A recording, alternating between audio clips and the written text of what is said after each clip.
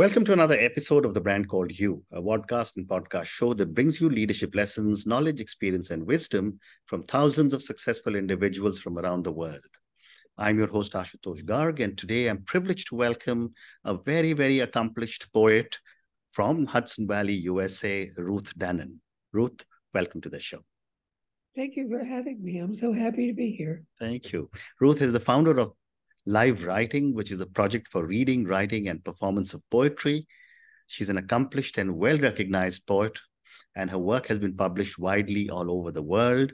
Her latest book of poetry is Turn Up the Heat, and given the kind of work she's been doing, Ruth has been recognized and felicitated several times. So Ruth, tell me about your amazing journey as a poet. I would say that in some ways I've been a reluctant poet. Okay. I started early. I started as a child. I remember the first poem I wrote, or that I remember writing, and it went like this: birds and words are funny things. Mm-hmm. Birds and words mean many things. Mm. And in some ways I've been writing that same poem all my life. But Wow. so I've always written, but I come from a family of scientists. Mm-hmm. And, you couldn't really think of poetry as something serious. Mm. It was nice to read poetry. And my mother loved poetry. Mm.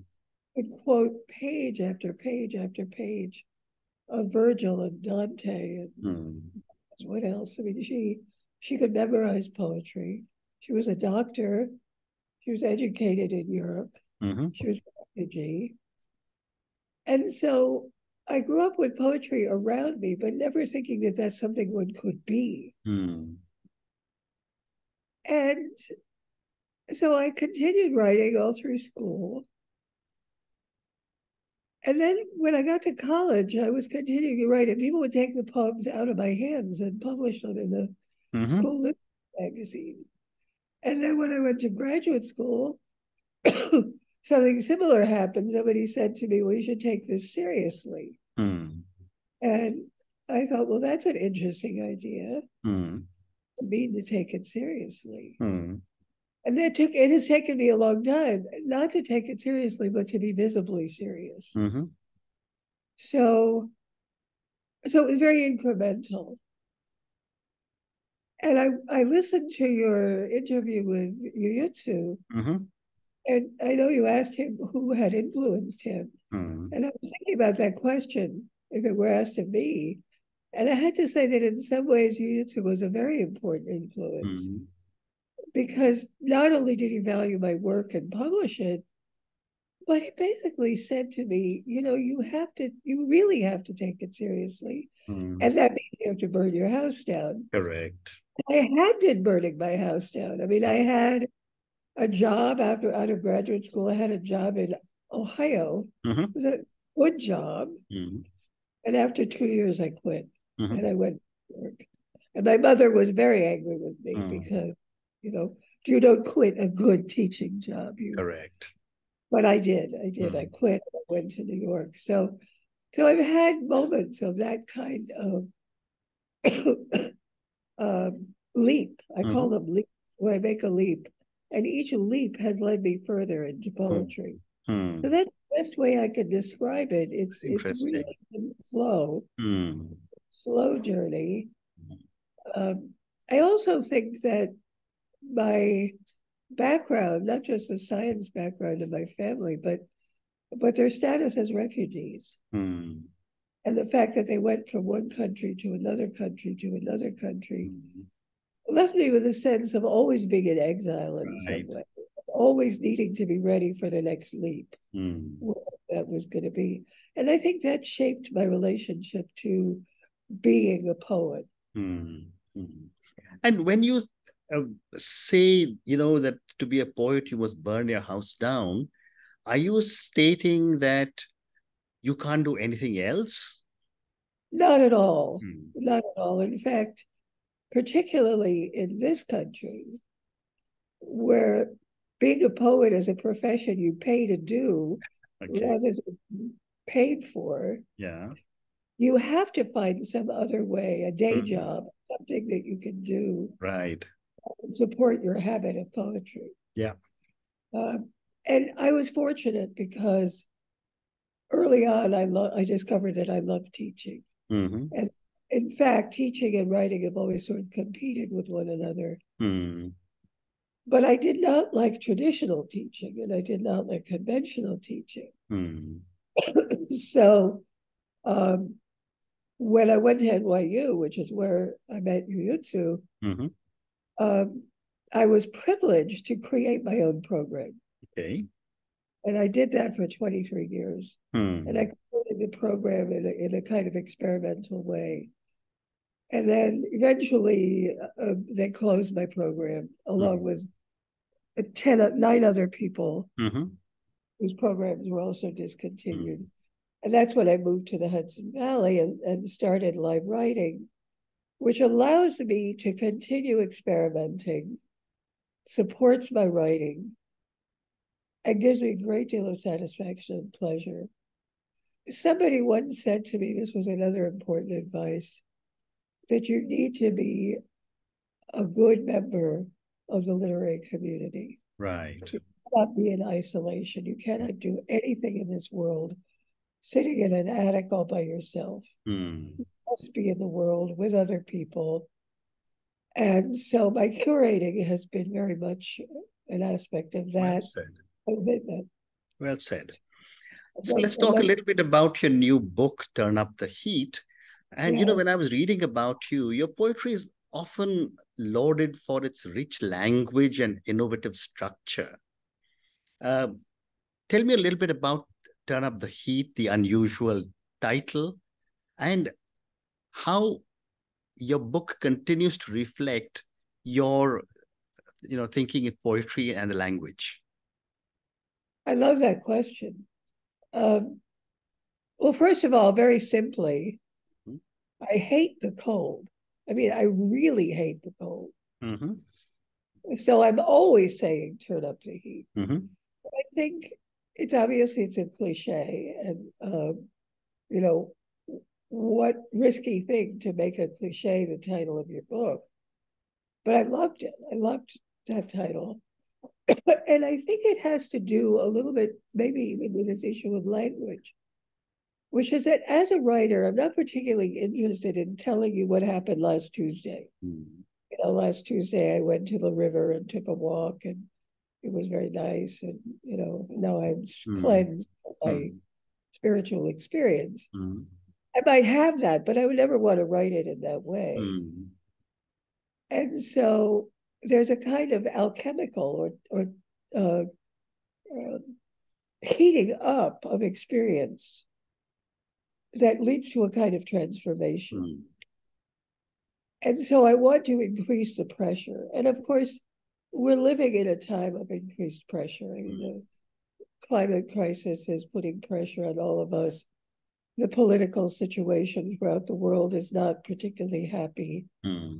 Um, one gets older, and that's not easy to bear. Yeah. So there are all these ways in which there is this kind of pressure that's placed on us, which is a form of turning up the heat. And then I took a trip to Sardinia Mm-hmm. right before the pandemic. And there I witnessed this incredible bonfire to celebrate the martyrdom or the life Mm-hmm. of Saint Anthony of the Desert. And Mm-hmm. he was the patron saint of hermits. I never heard of him before. He was Mm-hmm. in Egypt, and he was said to have stolen fire from the devil Wow. and heat into the world. Mm-hmm.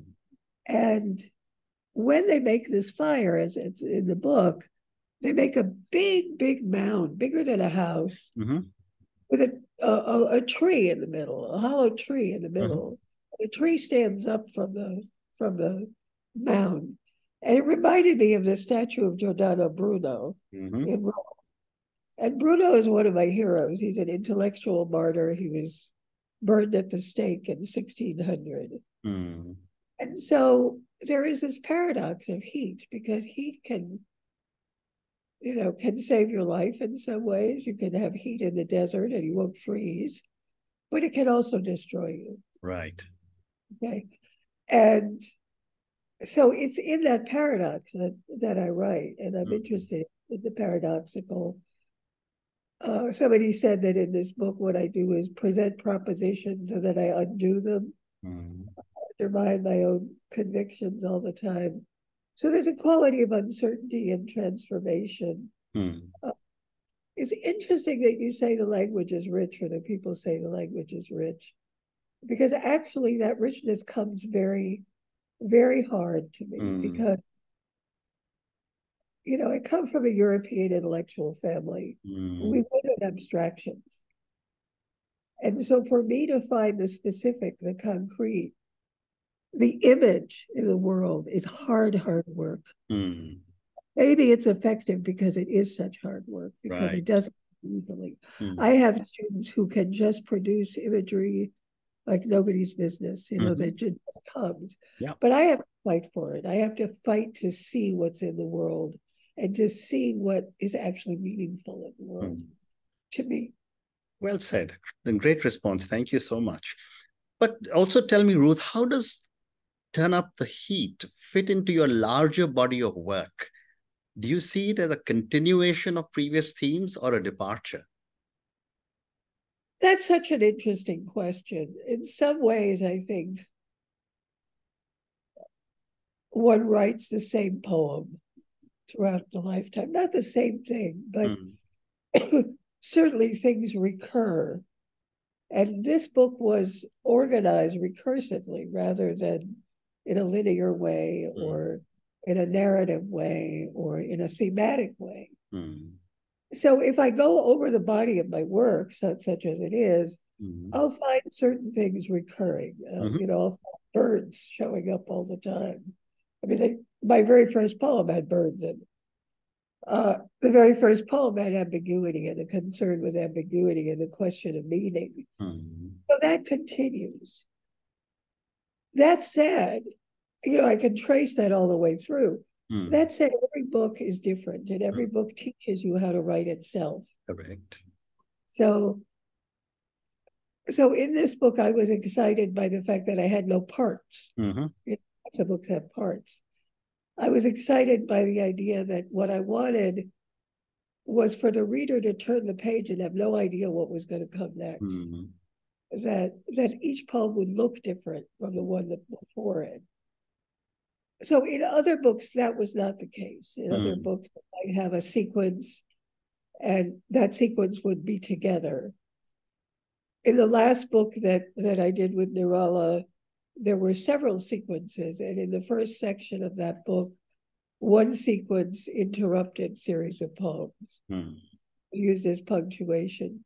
So every book is organized a little bit differently, but the concerns, right, the preoccupations are always the same. There's a poet named Rosemary Waldrop, American poet, and the story is that she was writing all these poems, and they were all about her mother. She really got tired of writing about her mother. So she started doing all these experiments with cutting up language and reassembling language. And when it was all done, she was still writing about her mother. Amazing. So I think that our obsessions, and I don't mean this in a pathological sense. No, I'm with you. Are driving us, that are the heat, so to speak. Correct. Our literary lives, those persist. Correct. Yeah. And yet, Ruth, I've often seen this, and I mean, I'm a published author of many books, but when it comes to the world of poetry, somehow it feels a little daunting or a little inaccessible. As a well-recognized, well-known poem, what would you say to someone who is hesitant to dive into poetry? Well, lots of things. And I work a lot with people who are like that, want to experience poetry, but are afraid of it. I think the first thing is to forget about trying to interpret it. That's the worst thing you could do. What you want to do is find some way in, some bit of language, some moment, some physical moment that you experience Mm. and trust that. So when I was about 15, my Mm. mother gave me the collected works of T.S. Eliot. Mm. And I read The Wasteland for the first time. And I did not understand one word, not one word of the poem, but I felt it in my body. So poems are not up here in the head. Poems are physical, they're in the Mm. body. Mm. And so if you can make that physical, emotional link and not worry about what it means, Mm. you can figure out the meaning later. It also never means just one thing. Mm. So you can't do it wrong. All you can do is experience it. So that's what I would say. The first thing is to Interesting. what your eighth grade teacher told you about, what does the first line mean? Mm. And go to the part of the poem that makes you sort of go, oh, that's how I would start. Wonderful. And my next question is something that you spoke about right in the beginning, when you're referring to Yu's question. My question is: are there any poets who have significantly influenced your writing? Well, I think it changes all the time because new poets come into your life and you choose the ones you need at a particular moment. Mm. Um, Certainly Eliot was a very early Mm-hmm. influence. The idea that you could write a long poem, the idea that you could um, borrow and steal from other sources, that was really important to me. Mm. Later on, Wallace Stevens was an important Mm. influence. Um, Early Jory Graham was an important influence. Right now, I love Diane Seuss, who Mm-hmm. is very popular. Mm. What I love about her is her fearlessness, her willingness to say anything. Mm. Um, at a certain point, Adrienne Rich was a very important influence. The middle period of her work, Mm. before she became overtly political, Mm. um, because the whole issue of writing politically is very complicated. It's, Correct. um, yeah, I mean, I've always written political poems. I Mm. started writing political poems as a teenager, Mm. but over the years, I've learned that what I'm less interested in the didactic part of it Mm. and more interested in what it feels like to live through Mm. a political moment or a political experience, Mm. and what that does to the person, how the person lives through it. Mm. Um, so those are some of my Interesting. Yeah, very, influences. very interesting. So I'd like to now move to the you're the founder of Live Writing, which is the project for reading, writing, and the performance of poetry. Tell me a little bit about Live Writing and the reason you founded it. Well, I had to make a living, so Ah, there was that, okay. Yeah. and I love teaching, and I found a constituency in the Hudson Valley that was very exciting to me. Mm. But I've always, the method by which I teach, maybe that's the best way to begin, Mm. is that I actually ask my students to write together in a room with me present, Mm-hmm. staying out of their way as much as Mm. I can, working with what I call constraints, which are Mm. formal rules. Uh, and they're funny formal rules. They're like, take three phrases and repeat them 5 times in the course of a piece of writing. So they're never told what to write about. I feel like that's none of my business. Mm. So part of the live writing is that they're writing live. They're writing in my presence Mm-hmm. in real time. The other thing is that I believe that the only question about a piece of writing is it Mm. alive or is it dead? Mm. If it's alive, then you can do anything you want with it. You can revise it, you can change it, you Yeah. can make it work. If it's dead, even if it's perfect, formally in some way, it doesn't matter. You might as well send it away. Mm. Mm. So that was part of it. The other part of it is that I think it's really important that poetry be read aloud and heard in audiences. I mean, you build an audience. And one of the things that I found in the early phase of developing this project is that people would come to Mm. readings and would get excited about readings. Mm. And that's really in contrast to the experience that many writers have going to bookstores where nobody shows up. And the whole thing is very solemn and very serious. But that said, I'm not interested in running an open mic. All of the readings that I curate, whether they're with my students or other people, particularly with the students, they're rehearsed, they're vetted, the poems are vetted and edited, the performance is rehearsed. And part of what I do then is teach my students how to be professional readers of their work, so they don't make the horrible mistakes of reading for too long, blah, blah, blah. Very so interesting. I think that explains it. Very interesting. So I have time for 2 more questions for you. My next question is that, all of us are getting impacted with technology and the digital age and social media. What do you see social media and technology doing to shape the poetic landscape in the future? Well, if I don't have to talk about ChatGPT, No, you don't. I could say a lot of things, because I think that technology is an incredibly useful tool. Yeah. First of all, for disseminating work. I mean, obviously, I could not have this interview with you without the blessings of Zoom. Yeah.